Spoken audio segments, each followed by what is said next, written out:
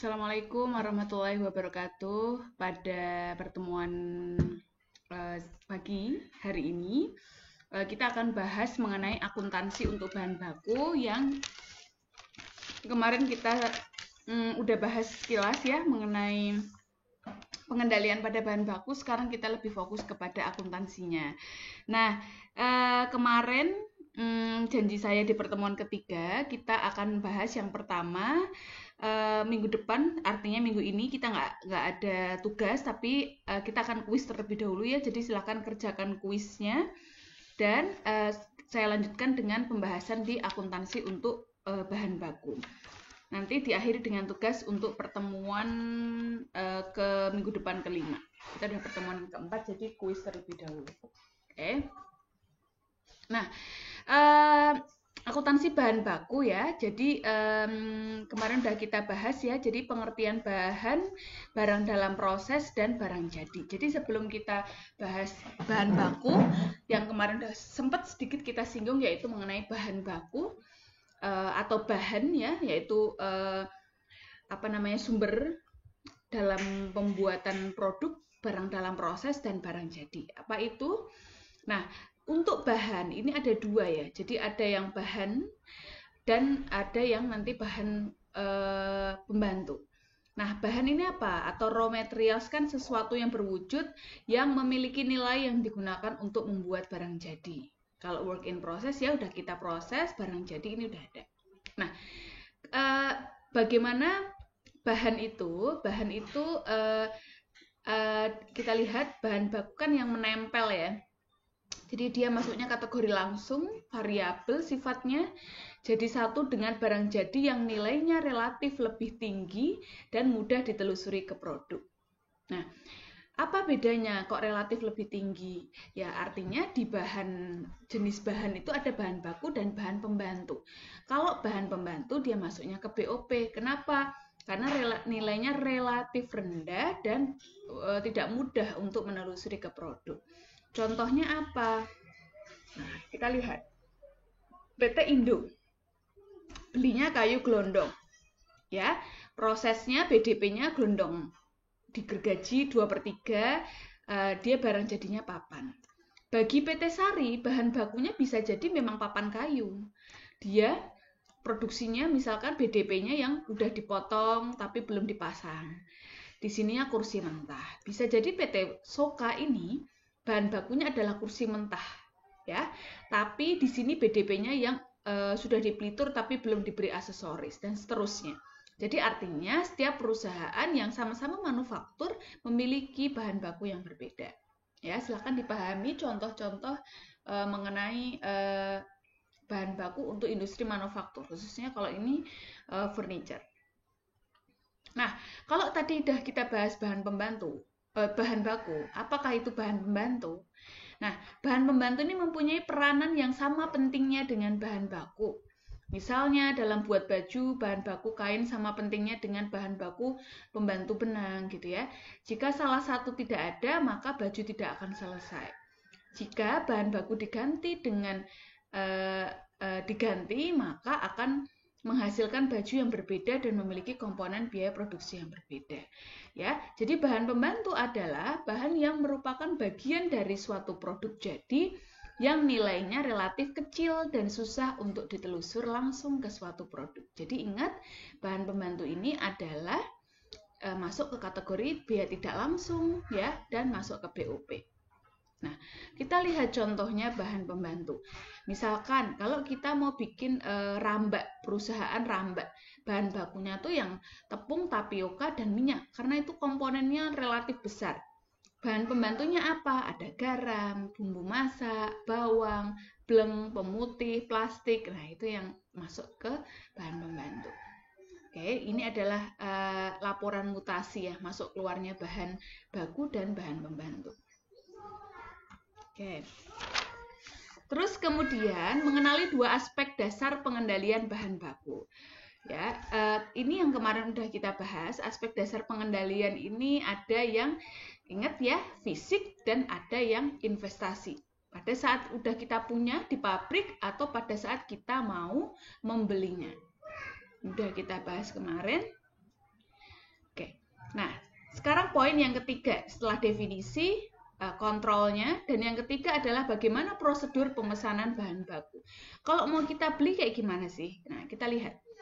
Kan perusahaan ini, kalau kita lihat itu perusahaan kecil, pasti gampang ya beli bahan baku yang kemarin udah kita bahas, tinggal kulaan. Katakanlah 1 jam barang udah sampai.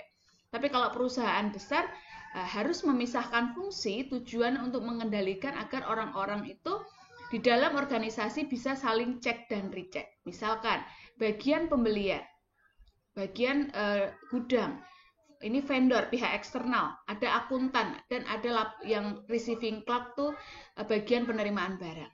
Nah, dilihat ini proses procurement, pengadaan tuh kayak gimana. Makanya di perusahaan besar, procurement tuh ada bagiannya sendiri, ya, purchasing biasanya. Nah, kemudian sekarang kita membahas akuntansinya. Nah, akuntansi biaya bahan yaitu meliputi baku dan pembantu. Nah, apa aja? Yang pertama, kita harus bisa menentukan harga pokok barang yang dibeli atau cost of goods purchase. Harganya berapa nih? Gitu ya. Kenapa toh Bu harus ditentukan, kan tinggal belinya berapa? Ingat bahwa ada biaya pembelian. Ya, jadi biaya lain-lain yang dikeluarkan yang dapat diatribusikan ke barang yang dibeli. Nah, yang kedua apa? Menentukan metode pencatatan persediaan. Kalau dia udah datang di gudang, nyatetnya gimana?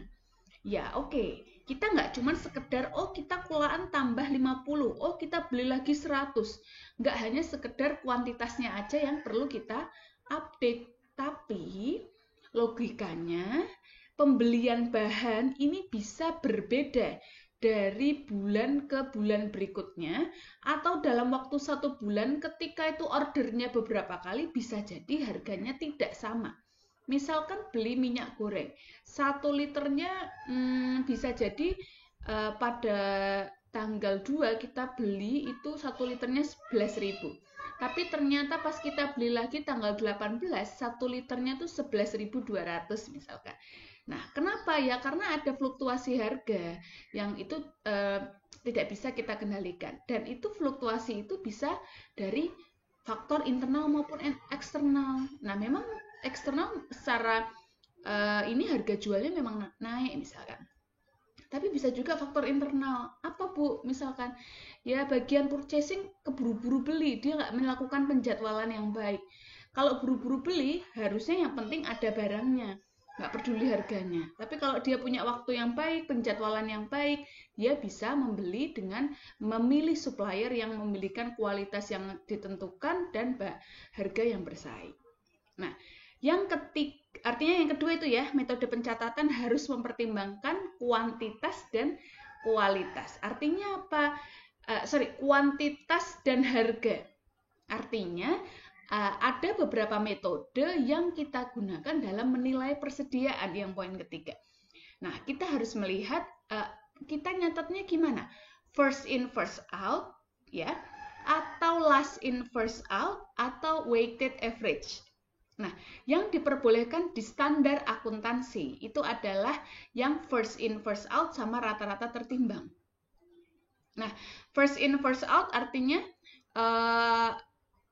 barang masuk dikurangi barang yang keluar. Oke. Terus kemudian kalau rata-rata tertimbang, kita pakainya harganya di rata-rata. Nah, kapan kita menggunakan itu nanti kita bahas satu-satu. Yang keempat, menentukan berapa biaya bahan pada satu periode. Kalau metodenya proses ya, artinya proses itu yang kemarin kita bahas, dia perusahaan ketika melakukan proses produksi itu secara massal. Produk yang diproduksi itu sama terus-menerus pada satu waktu. Ya. Atau perusahaan yang memproduksinya sesuai dengan pesanan, jadi tergantung jobnya. Jadi bisa jadi 3 bulan ini ngerjain masker, nanti bulan depan lagi pesanannya berupa baju gitu, APD, nah, atau terserah. Jadi tergantung pesanan. Beda kalau kayak Coca-Cola, kayak semen, ya produksinya itu, terus itu namanya metodenya proses. Tapi kalau biasanya beberapa garment itu menggunakan job order. terakhir, bagaimana menentukan nilai persediaan dan persediaan bahan akhir periode yang disajikan dalam neraca. Yang terakhir ya. Nah, kemudian yang pertama, menentukan cost of goods purchase. Artinya, kalau kita beli barang nggak cuman harga pada nota aja. Ya kan? Tapi ngelihat ya, ada PPN masukan tuh nggak dimasukkan ya. Jadi kayak ada biaya angkutnya, ada asuransinya, ada ongkos kulinya, izin masuk kota, dan lain sebagainya. Kurangi diskon. Jadi kita bisa menambahkan beban-beban yang kita keluarkan demi barang tersebut sampai di gudang kita. Paham ya? Jadi ongkos kuli, ongkos angkut itu masuk ke dalam nilai barang yang kita beli. Oke. Nah, dah paham ya ini ya. Nah, pembeliannya ini dikurangi sama ini diskon. Ini dikurangi sama harga pokok pembelian baku per kilogram kain per kilogram. Jadi dibagi jumlah 5.000 ini. Nah, yang kedua metodenya, pencatatannya ada 2, yaitu perpetual dan periodik atau fisik. Nah, ini harus nginget-nginget yang dulu diajarkan di akuntansi pengantar. Ya, bagaimana perpetual, bagaimana periodik. Nah, nyatetnya tadi ya, jadi ada barang masuk, bagian purchasing ya, atau bagian akuntansinya, bagian akuntansinya harus mencatat. Metodenya apa? Nah, kita lihat, kalau metode yang pertama, yaitu metode persediaan yang perpetual. Nah, metode perpetual ini adalah metode pencatatan persediaan yang melakukan pencatatan dalam rekening persediaan. Akunnya itu persediaan. Oke.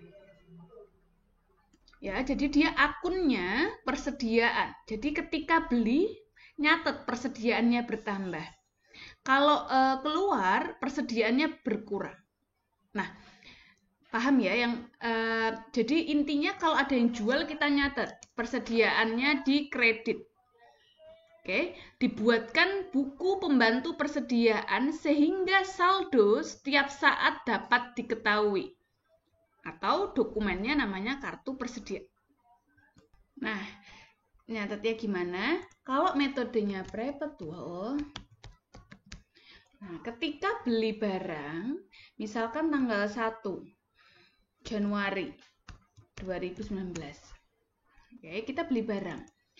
Nah, berarti akunnya persediaan bahan baku, misalnya belinya bahan baku di debit. Kenapa di debit? Karena persediaan tuh aset. Kalau bertambah di debit. Nah, di sini bertambah misalkan harganya sekian. Berapa ini?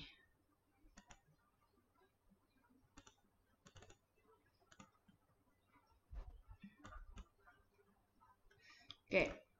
Kreditnya apa? Misalkan bayarnya tunai. Nah, kas. Berarti uang kita berkurang 1 juta. Paham ya? Nah, ketika bahan baku itu dipakai dalam produksi, misalkan tanggal 5. Nah, berarti pastinya persediaan bahan baku itu berkurang kan, yang kita tahu. Nah, dikredit. Nah, yang bertambah apa? Ya, persediaan kan diubah. Misalkan kayu dipotongi. Ya kan? Mau bikin papan. Ya, jadi ini persediaan barang dalam proses. Yang kamu tahu dulu, kalau ini dipakai berarti berkurang. Nah, besarannya gimana kalau perpetual? Kita nggak akan bisa ngisi ini kalau kita nggak nyusun kartu persediaan. Masih ingat ya kartu persediaan zaman di akuntansi pengantar? Masih ingat nggak? Nah, coba nanti kalau ini kita review sebentar kartu persediaan. Metode yang kedua yaitu metode persediaan periodik atau namanya fisik. yaitu metode pencatatan persediaan yang tidak melakukan pencatatan atau penjurnalan dalam rekening persediaan, baik ketika ada transaksi masuk maupun keluar, dan tidak dibuatkan buku pembantu persediaan. Jadi kalau periodik itu ketika ada barang masuk, ada barang keluar, itu nggak dicatat akun persediaannya. Taunya gimana, Bu? Ya nggak ngontrol gitu ya. Taunya nanti di akhir periode. Di akhir periode, misalkan ya, di akhir periode nanti diketahui bahwa fisik persediaan di gudang itu ada 100 juta misalkan. Ya udah, nanti berarti kita catat persediaannya 100 juta. Oke, gitu ya. Nah, jadi gimana Bu nyatetnya kalau kita ada pembelian gitu lah. Ya nyatet, tapi bukan nyatet persediaan. Misalkan, harusnya ini ya pakai. Nah, jadi misalkan beli kayak gini ya. Nah, bedanya kalau di debit tadi, persediaan bahan baku di sini adalah pembelian. Paham ya? Ini pembelian, ini kas. Gini. Oke. Ya, jadi nggak ada akun, kita nggak tahu berapa saldo kita. Ya, persediaannya. Nah, sehingga saldo setiap saat tidak diketahui dan untuk menghitung harus dilakukan stock opnam di akhir periode. Nah, kenapa sih kita pakai periodik atau pakai perpetual? Biasanya memang kalau perpetual itu kayak contohnya di Alfamart, Indomart, kita setiap saat bisa barcode. Nah, kapan ya? Ketika perusahaan punya sistem yang memadai gitu ya. Dia bisa record barang masuk, barang keluar tuh pasti butuh bantuan sistem. Kalau yang kedua mungkin barangnya nggak terlalu banyak gitu ya, variansinya nggak banyak gitu. Tapi kalau banyak ya harus kayak di Alfamart itu pakai sistem yang memadai. Ya gitu ya. Kalau periodik misalkan barangnya nggak terlalu signifikan jumlahnya gitu ya. Misalkan bahan pembantunya pakai periodik juga nggak masalah. Itu pilihan perusahaan. Tapi kalau perpetual kita harus dibantu dengan IT. Nah, sekarang ini adalah akuntansinya untuk bahan baku. Yang pertama, contohnya masuk dari pembelian. Oke, tanggal 3 Maret beli bahan baku Rp1.000. Ini penyederhanaan ya, secara kredit. Kalau pakai metode perpetual, debitnya persediaan bahan baku. Kenapa? Karena tadi aset bertambah di debit. Utang dagang bertambah karena ini liabilitas atau kewajiban ketika bertambah di sisi kredit. Nah, kalau metode yang satunya fisik tadi atau periodik, jurnalnya sama kayak ini. Tadi udah kita jelaskan. Keluar dipakai, misalkan sudah diketahui, lihat di buku kartu persediaan. Jadi kalau keluar pasti persediaan BB-nya dikredit 2075. Debitnya apa? Berubah menjadi persediaan BDP atau work in process 2075. Nah, kalau fisik gimana? Tidak di jurnal, karena nggak tahu berapa bahan bakunya. Kenapa? Lah nggak tahu nilainya. Cuman tahu belinya sekian gitu. Kan nggak tahu bahan yang dipakai yang beli kemarin atau yang lama. Gampangannya perusahaan kan nggak mungkin ya beli terus dipakai gitu. Jadi nggak bisa menentukan, ya. Jadi nggak ada jurnal. Terus tanggal 28 Maret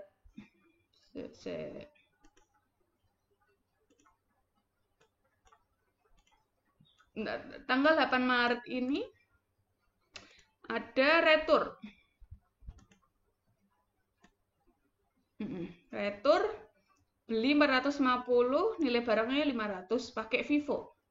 Ya, maksudnya returnya pakai barangnya memang harganya pas di supplier 450, tapi berdasarkan penerimaan di kartu persediaan itu 500 gitu.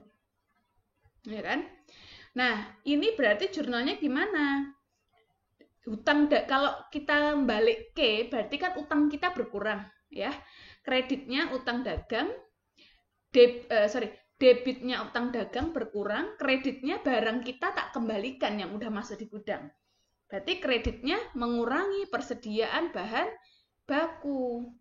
Nah, di kartu persediaan nilainya kan 500, padahal di sini 450.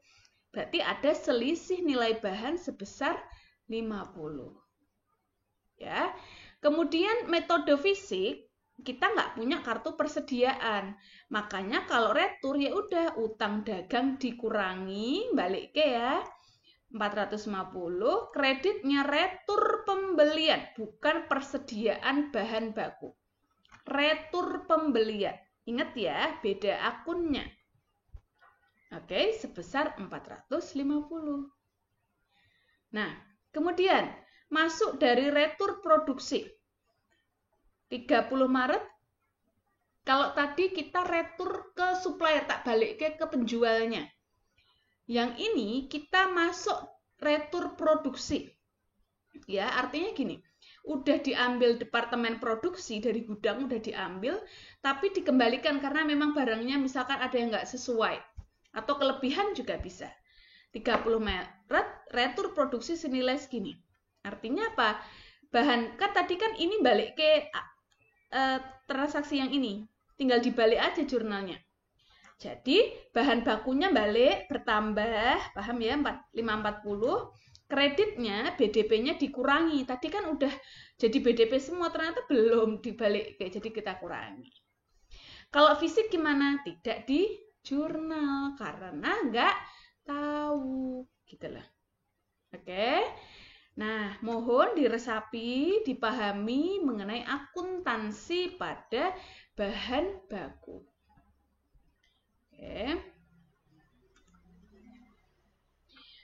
Oke, coba diresapi. Kalau sudah, kita ke metode penilaian bahan baku. Bu, tadi ada kartu persediaan. Nah, ini gimana sih? Gitu loh. Nah, coba kita lihat. Ini kamu baca sendiri ya. 1, 2, 3 tadi saya jelaskan. Yang keempat ini metode penilaian khusus. Ya, ini persediaan, jadi keluar masuknya kayak dilabeli sendiri gitulah gampangannya. Itu malah lebih bagus, jelas ini per barang ini nilainya berapa. Itu buat apa? Barang yang nilainya sangat tinggi. Kayak contohnya emas-emasan, cincin, gelang, kalung itu kalau ada di toko kalau di toko emas-emasan biasanya kan ini ada labelnya kan. Sebentar ya. Ada labelnya mengenai ini beratnya sekian, ini emasnya sekian, sampai dikasih harganya. Jadi kayak dilabeli per barang yang ada. Itu metode yang keempat, ya. Oke, sekarang kartu persediaan. Ini contohnya pakai Vivo. Gimana ya? Saya belum tahu pemahaman kalian, tapi coba saya pengen tahu. Saya nggak tahu, ini harusnya udah bisa sih. Kalau semester 3 tuh di akuntansi pengantar tuh udah gitu. Jadi ini kan udah jadi ya, harusnya sih memang kayak dibuat di Excel ya, tapi coba kita lihat dulu, nanti kasih tugas, kita lihat progresnya kalian. Misalkan 1 Maret ada saldo awal ya. Ada saldo awal sebesar ada saldo awal ini 15 kilo, harganya segini. Nah, tanggal 3 beli lagi 10 kilo, harganya 100. Karena harganya berbeda walaupun barangnya sama, maka kita catat 2 kali. Ini kalau modelnya Vivo atau Livo. 15 tambah 10, harganya beda-beda. Paham ya sampai sini? Kalau harganya berbeda, kita catat sendiri-sendiri. Kalau harganya sama gimana, Bu? Kalau sama ya udah, nggak masalah. 15 plus 10, 25, sini 105. Selesai. Ingat kalau harganya berbeda begini contohnya. Ya. Terus yang tanggal 8 dia pakai 20 kilo. Ada memo dari departemen produksi. Nah, kalau first in first out, first masuk yang first keluar. Jadi 15 yang masuk ini dikeluarkan terlebih dahulu 105. Oke. Yang kedua butuh kurang 5 kilo. Kurang 5 kilo ambil yang terakhir dibeli. Ingat, kalau harganya berbeda, itu metodenya. Ya, itu harus saya pastikan kamu paham dulu ininya. Saldonya berapa? 10 dikurangi 5, ya 15 sudah habis ya, tinggal 5. Ini 100 dan ini 500 kalinya. Oke. Nah, ini beli lagi 30. Sama metodenya, tinggal digabungin lagi. Dipakai lagi, beli lagi, pakai lagi, retur. Nah, sekarang retur. Sama, metodenya sama. Kalau retur, ya, retur ke PT Salma, artinya ke supplier. Kalau retur ke supplier, kolomnya walaupun keluar di sini. Karena menggambarkan ini bagian transaksi dengan supplier. Nanti retur, kalau retur dari produksi gimana? Kalau retur dari produksi nanti di sebelah sini. Ya, masuk tapi minus. Ya, di sini 5, dikembalikan 5. Harganya yang 90. Oke. Nah, di sini tinggal dimasukkan. Retur produksi juga sama. Jadi tolong dipelajari pelan-pelan di PDF yang sudah ada. Oke, lanjut ke jurnalnya. Tadi ini per transaksi dibuat jurnalnya. Silahkan dipelajari. Vivo. Jadi kalau beli persediaan di debit, utang di kredit. Kalau kas ya utangnya di kredit. Dipakai begini. Intinya sama sih, balik-balik. Ini sama semuanya. Kecuali retur ya. Nah, tadi udah kita bahas juga. Well, oke. Kalau sekarang metodenya pakai periodik. Nggak ada laporan kartu persediaan. Adanya apa? Adanya laporan pemakaian bahan baku. Oke. Nah, cuma laporan. Ya, laporannya berarti yang pertama saldo bahan baku awal. Oke. Awalnya di bulan awal ini ada 15. Ingat ya. Oke. Nah, beli. Ini ya. Beli. Yang keluar nanti dulu. Ya. Totalnya ada barang yang dibeli berapa? Retur dikurangi. Kan diketahui nih. Nah, diketahui di akhir fisik dia ngitung kartu persediaan, ngitung stok opnam, dicek barangnya di gudang. Ini tinggal sekian. Jadi 80 kurangi 5, 75. Tambah, ini pembelian. Jadi yang tersedia berarti 15 plus 80, 95 dikurangi 5, 90. 90 dikurangi 21 adalah 69. Ini kalau fisiknya diketahui. Pertanyaannya adalah berapa nilainya? Itu yang belum kita ketahui. Nah, berapa pertanyaannya? Lah, ini harus dicari dulu. Gimana caranya? Berarti siap diproses ini gimana? 80 ditambah 15 dikurangi 5. Berapa tadi? 90. Ya kan? Harganya berapa? Nah, itu. Harganya berapa? Berarti kan harus kita lihat. Nah, berarti ini harus dilihat dulu. Kalau sisa akhirnya 21 di sini, terakhir kita beli itu berapa? Ya kan? Terakhir kita beli kan 20. Kan? Berarti ini Vivo. First in, first out. Jadi yang sisa kan, sisa persediaan akhirnya adalah 20 dengan harga 100 dan 1 dengan harga 90. Berarti 2000 plus 90. 2090. Di sini ketahui. Berarti dapatnya ini udah diketahui ya. Nah, ini berarti pengurangannya total dikurangi ini tadi selisihnya adalah bahan baku yang dipakai. Ya, itu kalau metode. Ini udah pernah juga ya di akuntansi pengantar.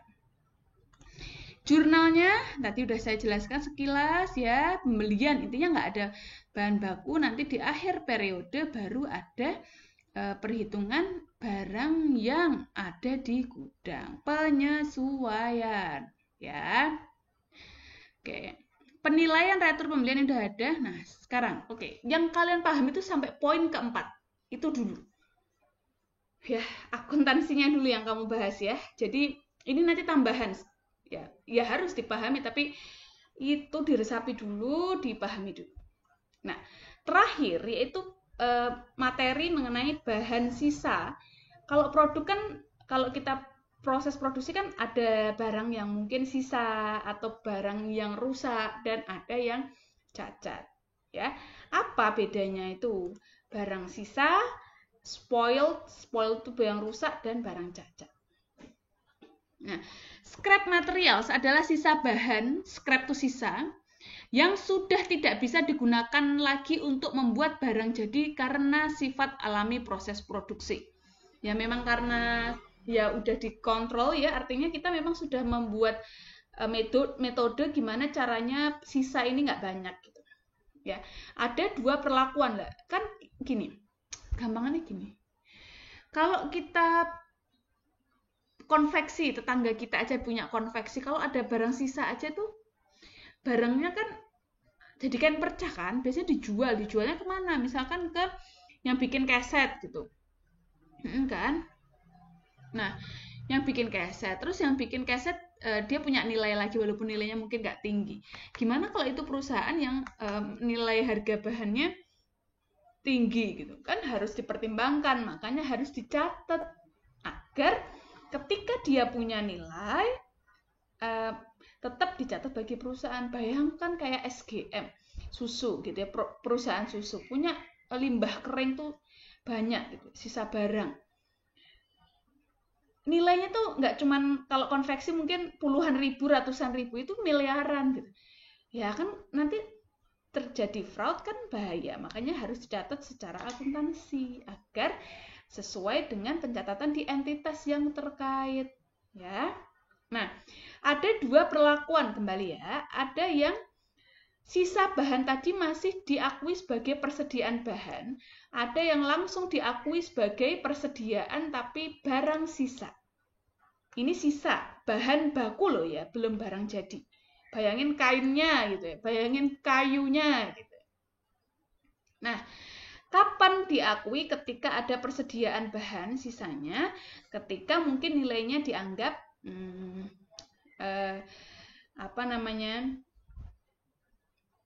banyak nilainya, gitu ya, bisa digunakan kembali. Oke, nah kapan diakui sebagai persediaan scrap materials gitu ya? Nah kita lihat.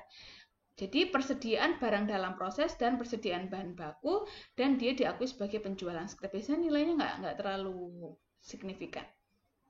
Oke, nah nanti silakan dibaca tersendiri.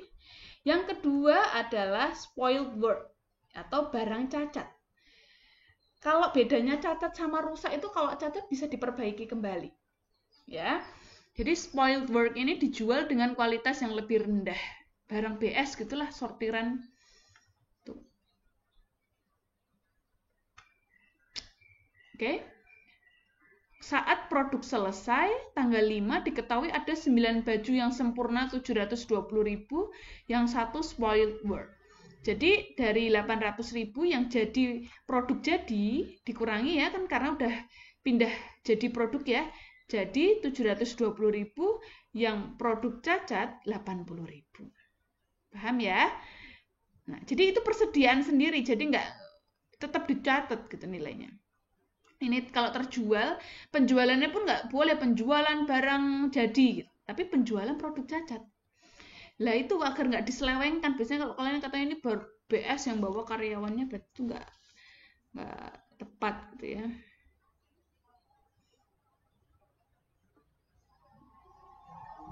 Oke. Defektif adalah produk cacat yang tidak sempurna. Oke. atau rusak gitu lah, nggak bisa diperbaiki lagi. Bentar kok beda ya. Oh sorry, kebalik.